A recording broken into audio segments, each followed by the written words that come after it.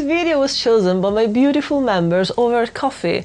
If you would like to see what we get up to there, check out the link down in the description below. Hello witches, and welcome back to Activist Twitch, where we discuss witchcraft and activism. You can call me Isha, my pronouns are she, they, and in this video we're going to discuss my bad relationship with capitalism, getting money, getting paid, and basically the shadow work that I have done and still need to do about it. Now, we need to start with a premise, and the premise is my mental kindergarten. And I was raised in the 90s by my farmer grandparents who, because of Keynesian economics that were around the world after World War II, were allowed to go from working class to actually buy their own piece of land, buy their own farm, and have the belief that hard work pays off and keeps you safe. Which unfortunately we know is not true. Neoliberalism broke that promise, but because my grandparents managed to have that little before neoliberalism broke everything, they had that belief and they passed it on to me. So my belief was, I will study, I will get a job in an office, in a corporation, that will give me a paycheck, that will keep me safe. That was the lie that I was raised on, that I worked for, and then that I was slapped in the face by. I didn't have so many problems thinking that I would be paid a paycheck by a corporation. It's how I started work. I was working in offices, I was working for very big conglomerate corporations, and I never had an issue with these big faceless things taking money out of what they had to give it to me to survive. It was it was fair. Actually better to take money from someone that has built it up like that. And then actually I would look at how ethical and moral these companies were, not so much so, but that came later. In my mind, when I got my first job, that was gonna be my life. That was even before I had to deal with the fact that I was autistic and undiagnosed, so office life was not something that I could sustain. And in my unluck, I was lucky in the sense that this kind of job that I started doing in offices was what I thought at the time was my dream job. Now I don't dream of labor anymore, of course, but when you prepare your whole life thinking, I will work in this sector and I will make a difference, that at least was the thing that I thought. And that's why I worked in the music industry, by the way. Call back to the videos that I've done recently on Florence. Working for Universal Music when I was a teenager was my dream. I thought that that would have been what I wanted in life. And then I got there and I was like, no. But I thought that getting there would have got me around people that shared my values. To me, the value was we are working in the dreams factory that makes music available and accessible to people in every corner of the world. Who knows who this music will get to and how it will change their life and how it will give them inspiration to break the boundaries of whatever they are limited by and make a life for themselves based on something bigger, something bolder. Which, as someone that comes from a farmer village of 600 people in northwest Italy, you can understand how that affected me. The distance that I've come from there, I think that I'm actually the only person that left my village for abroad, which says a lot. But that gives you the idea of that happened to me, that was valuable to me, I want to make that happen for other people, that is important. That was my vision of working in music, I was the only one holding that, so yeah. But for a while, for a good while, I worked in this kind of offices with a paycheck that would pay my rent in London, my bills, my food, didn't have much else to worry about. I was getting very little sleep, but you know, who does get good sleep in their 20s? Again, consider that in all of this, I was undiagnosed autistic.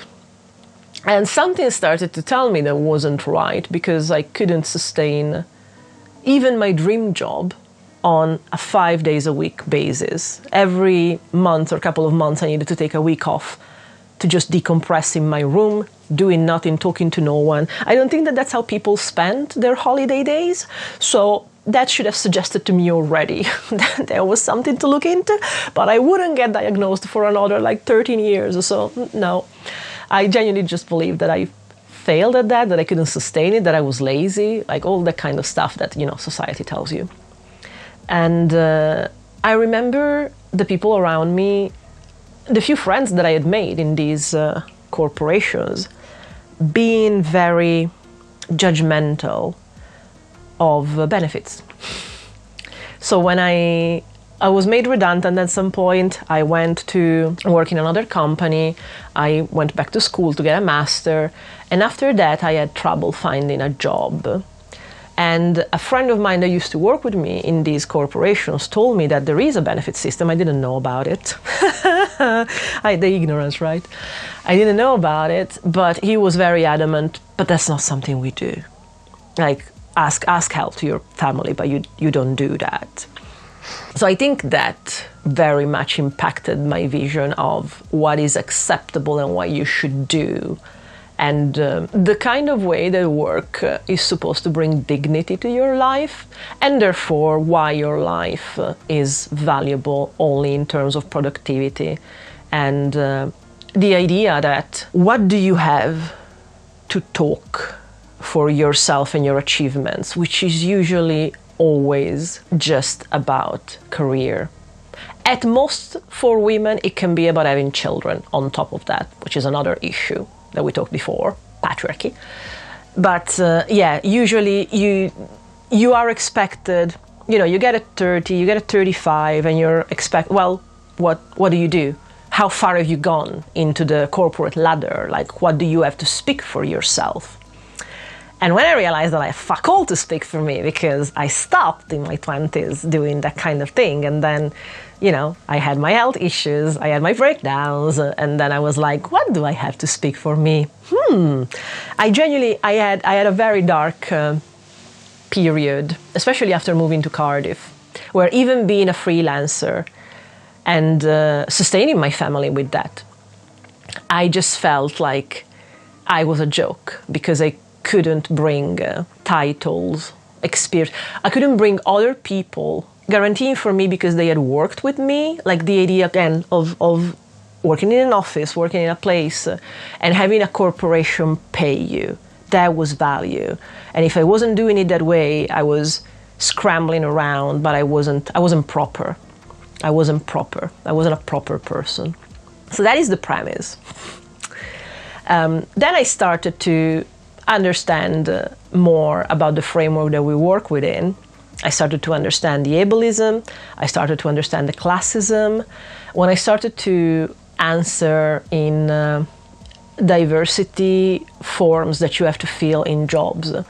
And one of the things to understand your class, your social class that you are asked is, what was the job of your primary caretaker when you were 13, 14 years old? And my mother's job was, she was retired at that point. And apparently when that's the only income that you have, it doesn't matter what you think is normal. That's being working class. And I don't know why I ever thought anything different, in fairness. Italy doesn't have as much class as it is obvious here in the UK at the same time. I just know that for a very long part of my life, I was afforded certain privileges because of the work that my grandparents did under Keynesian economics that could guarantee that I could go on and study, that I didn't have to make choices between study and work. I didn't have to keep a job at the same time that I was studying. I'm not good at multitasking in that. So I was very lucky and privileged in that. And I did not realize that actually there had been a lot of effort to put me in that position where I did not have to think about how to sustain myself for a certain amount of time, because I could just study. Because again, it's one of the things that I even remember of my grandfather. My grandfather was very adamant that if I wanted to, I should have been allowed to study for as long as I wanted, because I guess it was always important for him as well, because again, he was a farmer. Both my grandparents were born in abject poverty, and the simple fact that they could buy their own piece of land, like, I know how much it meant to him. And I think that in his mind, for how we were developing in the 80s and 90s, His idea was, if you study, you will get a better life, you will get a better job. Of course, he had no idea how quickly neoliberalism would have fucked up things, but that was his aspiration, and the reason why his work made things easier for me for a certain amount of time before everything broke down. But with that premise in mind, my idea of value and getting money in this world is a bit skewed. It's a bit old in its way, because again, I am used to the ideas that my grandparents put in my head of, you know, the fixed job, the permanent job, pays you a paycheck, keeps you safe, you get a house, the house is so important, you need to own your walls, you need to have a safe roof, and all the kind of things. Because it kept them safe and because it was accessible to them with the economy of the 50s and 60s that then broke down in the 70s because of neoliberalism. But that's what they taught me. And when it started to break down, and when we started to have the credit crunch in 2008 that started to show that it doesn't work like that anymore, it took me a very long time to catch up on that. And when I started accidentally to create content in previous lives here, it was very weird for me to think that, oh, there needs to be a switch. You don't have a agreed upon paycheck every month. You have what advertisements give you on your videos. You have what Patreon gives you on Patreon. You have affiliate mark. It was this going freelancer that was not something that was ever taught to me. There's nobody in my family that ever was a freelancer that way. And it never felt like a real job. It never did. Because again, the idea of proper, it's something that is being given to me in very different terms. And I don't know if it's actually to kill the idea that you can be independent. Because admittedly, it's not safe to be independent as a freelancer, like technically, practically, legally even. But it does give you more freedom. And I don't think the freedom in that sense is something that helps the concept of capitalism and the hierarchies that depend on keeping capitalism up. I think also, parenthesis, in this country actually they're going to make it harder to be a freelancer and in the way that you do your tax returns, exactly because they're like, you get too much freedom, and if I make it harder for you, you will be more tempted to go work for someone else that gives you a paycheck, by the way. So in all of this, when I had to have the switch between a faceless corporation pays me a paycheck, and you know what, I'm entitled to it, I had no problem thinking that. But then when the switch is to the freelance content creator economy, where people choose to have a tarot reading with me, to become members on Ko-fi, which is the equivalent of Patreon, and that suddenly gave me issues, because a corporation, I have no doubt, has the money to pay me, that's fine. But when my paycheck, the equivalent of my paycheck, comes from little pieces from other individual people that decide to dedicate a piece of their paycheck to me, that seems in my mind to go directly against the concept of community. We do not feed off each other. Capitalism is the enemy. The corporations can afford it, but how can I take money from you? Basically. And it is the reason why it took me 2 years to open Ko-fi memberships, which I've just done. And it's not something that I deal well with. It's hard for me to think of my value being worth money compared to another individual. I have no problem, again, taking money from corporations when, for Glitter in my day job, I do training for intersectionality for organizations. I have no problem taking my paycheck there, taking my payment for having done a training there, because it's an organization that has funding and all of that. But when it comes from individuals, when you choose to give £5 of your hard-earned paycheck to me, something is off there in my head. And it's something that I know I need to work on.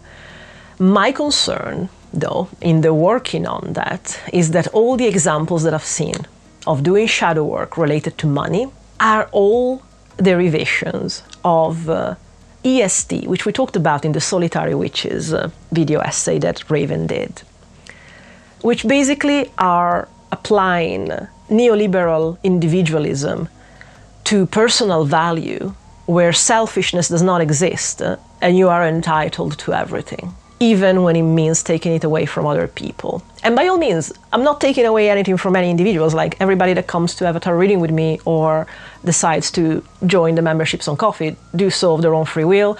And that's the reason why I've made it so clear that nothing that is there is mandatory, is fundamental. When I do things and I share things and when they are educational, when they are of value that I think the world needs, it cannot be behind a paywall. I cannot do that. It's just my ethics. I will not do that.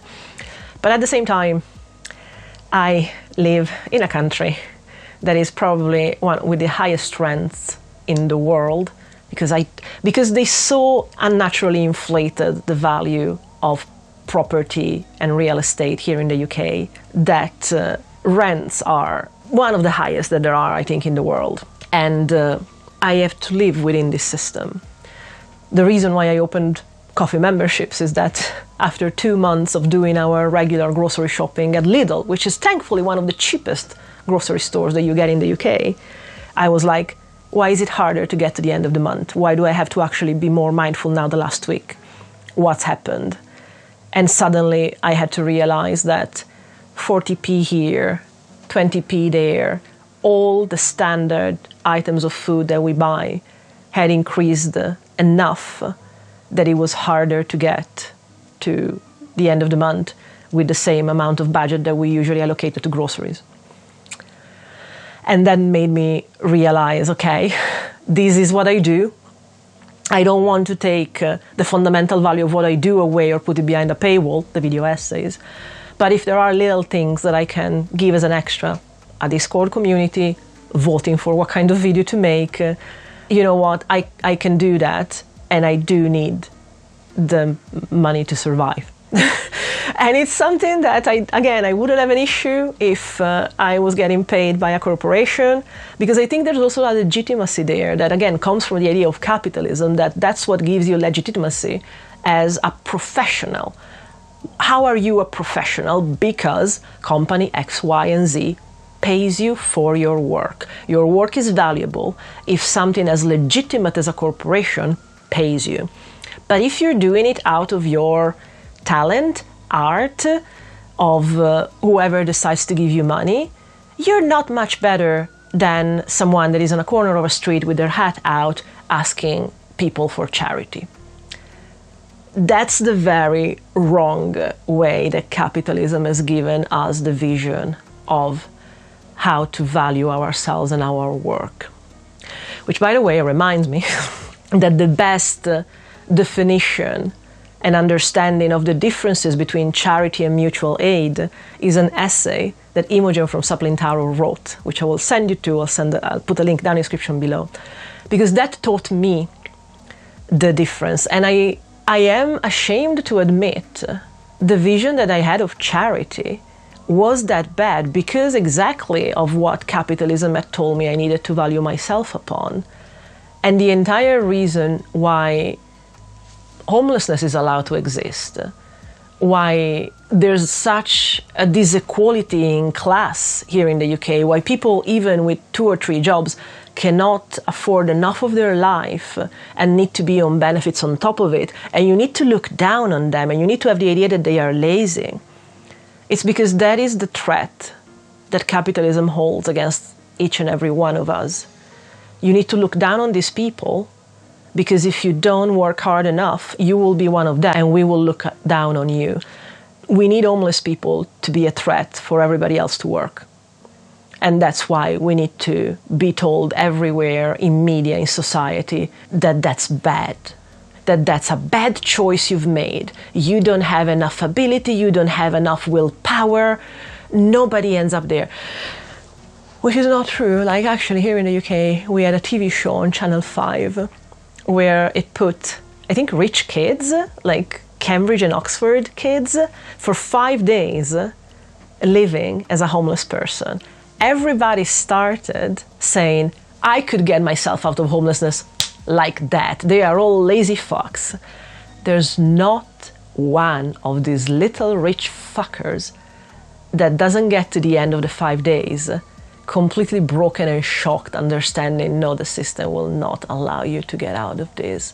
Fuck, it doesn't matter how hard I work or how hard I think I can work to get myself out of home. They all started with this idea, oh, they're all lazy fucks, I'll get myself out of it and I'll show them. And they all end up on the 5th day rightfully traumatized, because that's the entire point of what the system is doing to people, to keep them down, to keep them as an example that keeps us afraid. How did I get here? I think it makes complete sense. I'm very glad that I got to share that. I mean, this is how shadow stuff works. So. So yeah, in a way, the vision of having a Patreon, having a coffee in my case, because coffee is more decent than Patreon. I've had Patreons before. I prefer coffee. It does the same, and it takes less from me, which seems honest. And I think, unless you are then recognized as a big content creator and then, you make your life out of it, I think especially the beginning, starting those things, culturally, it made us feel like we are begging, we are asking for charity.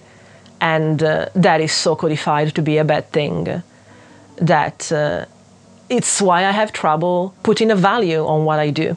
Because also I think that it's not fair for other people to pay for that value, because I've been told the system pays for your value.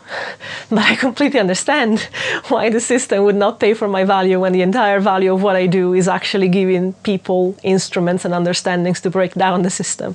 Like, why would would the master's tool break down the master's house? Like, I get it, but I still have some friction there, and so I don't understand what is according to my own set of values, acceptable to do, but at the same time, what I need to do to survive. And I'm not saying that I have a solution to that. Clearly, I opened the coffee memberships, but I've been reticent about it. And technically, I'm reticent talking about it. And I'm very always loud about, oh, but you don't need it. Which I understand it's very counterintuitive. I understand the conflict, and I understand the conflicting feeling, and in a way conflicting information that I'm giving you about it. Like, yes, it'd be amazing if you joined, but you don't have to, there's absolutely nothing that you need from there to join, and it's hard to play this game, I will not lie. I look up to very few people that have managed to make a life out of their creativity fundamentally, because I still consider this me being a content creator, me being an artist. And I look up at what Kellyanne has done, and I completely respect her business model. And if I had the energy and ability that she had, I would aim to build something like she did. She does so much free content for so many people. And then she has Patreon, where I am a Patreon, by the way, like at the lowest level, but that's the kind of support that I can give her. And it's so valuable. I completely see the value in that. I don't know if I have the same, that's the thing, I don't know if I have the same value. I would like to find ways to understand what my value can be, other than just being me. And I don't know that being me is valued enough. And that is my conflict, having to survive within capitalism that every day demands money out of me, but I feel like I am the sandbag that is like, but it's not fair for me to get money out of people. And that is, unfortunately, the only structured way, alternative to a corporate paycheck or, a paycheck in whatever kind of 9-to-5 job that I can access. And it is still hard to think that the people that make my paycheck, if it can be still called a paycheck, which is not because it varies, are people shaving it away from their own paycheck. But at the same time, I maybe do not apply the same standard to me or onto other people, because at the same time, when there's someone in the community that, I don't know, Vonnie, the Vonniness has started to sell tarot readings because her family is one of those families affected by the fact that food stamps have been stopped in America. And the first thing I did when I saw that was an option was get one with her. I'll put also the link down in the description below with her PayPal, with her email. Get a tarot reading with Vonnie. She's amazing. I love her. She's been doing witchcraft videos for so long. We have gotten to see her practice for so long. She has shared so much of so much value. And now it's our chance to give back. Which is probably why also I said there is very much a difference between charity and mutual aid, and we need to learn that. And hopefully if I learn that and internalize that and not only apply it when it's for me to give others, but also for me to accept to take from others if they decide to give me, hopefully that's the work that I need to do. I hate money. Can't we just go back to exchange stuff? In my village, you went to visit someone's house, you would bring that chicken and they would give you a rabbit or eggs or stuff from their allotment, and we would exchange things, and everybody, I feel, was having an easier time. But we are in late stage capitalism, and I have this pesky habit of paying my rent and the bills and the food, and the stuff has started to cost more and my benefits are not more. So I do tarot readings and I have a coffee memberships and I blabber on Discord, and I've asked the people on Discord, what do you think I should talk about this month? And they were like, yes, let's talk about shadow and capitalism. And I'm sorry, because I don't think that I've given much solutions, and I've just told you about what my shadow is about and the work that I need to do. Do you share these? What is your, do you have issue? Because again, the issue for me, even worse than we are in capitalism, is the point where we've had to come to, I guess, ask each other for help, but it doesn't feel fair to ask someone that could be my same, I don't know. I'm starting to get into circles here, so maybe I'll stop here. But this is my experience, living in late stage capitalism as a content creator that doesn't feel it's fair to ask other individuals to make up part of their paycheck. But at the same time, this is what I do and who I am and how I try to bring things together. It's not easy. I'm not, this is at my most honest. I don't have a solution, but this is the way that I see the problem. And if you have ideas, by all means, let me know. And until the next video, I really hope that we can hack the capitalist patriarchy together, because there's so much need for it.